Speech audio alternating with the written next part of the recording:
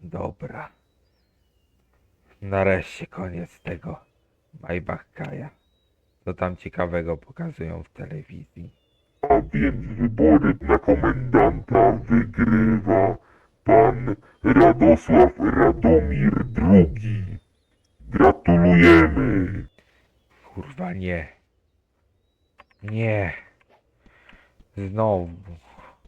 Teraz to będzie znowu komisariat policji. Dobra. Wzywam ciężarówkę, pakuję manatki i wynoszę się stąd. Dobra. Po resztę właśnie później wrócę.